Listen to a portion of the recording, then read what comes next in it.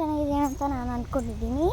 ನಾನು ಬಂದಿರೋದು ನಮ್ಮ ತೋಟಕ್ಕೆ. ಸೊ ನಮ್ಮ ಇದು ನಮ್ಮ ತೋಟ ಒಟ್ಟು ಟೋಟಲು 6 ಎಕರೆ ಇದೆ. 6 ಎಕರೆ ನಮ್ಮದು. ಇಲ್ಲಿಂದ ಫ್ರೆಂಡ್ಸ್ ನೋಡ್ತೀವಿ, ನಮ್ಮದು ತೋಟ ಅಂದರೆ ನನಗೆ ತುಂಬ ಇಷ್ಟ.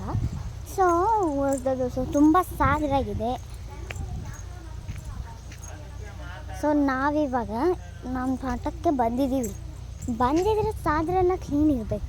ನಾವು ಬಂದಿದ್ರೆ ಸಾರದ ಕ್ಲೀನ್ ಇರಬೇಕು. ಸೊ ನನ್ನ ನಾಲಿಗೆ ತಿರುವಲ್ಲ, ಅದಕ್ಕೆ ಹೇಗೆ ಬರ್ತಾಯಿದ್ದೀನಿ, ಸಾರಿ. ಬನ್ನಿ ಫ್ರೆಂಡ್ಸ್, ನಮ್ಮ ತೋಟ ತೋರಿಸ್ತೀನಿ. ಫ್ರೆಂಡ್ಸ್ ನಮ್ಮ ತೋಟ ತೋರಿಸ್ಬೇಕು ಅಂದರೆ ನೋಡಿ ಫ್ರೆಂಡ್ಸ್, ಇದೆಲ್ಲ ನಮ್ಮ ತೋಟ ಕಾಣ್ತಿದೆಲ್ಲ, ಇದು ನಮ್ಮ ತೋಟ. ಟೋಟಲು 6 ಎಕರೆ ಇದೆ ಫ್ರೆಂಡ್ಸ್. ಇಲ್ಲಿ ಕಾಣ್ತಿರೋ ತೋಟ ಯಾವ ತೋಟ ಗೊತ್ತಾ ಫ್ರೆಂಡ್ಸ್? ಇದು ನಮ್ಮ ತಾತಂದು, ನಮ್ಮ ದೊಡ್ಡಪ್ಪನ ತೋಟ.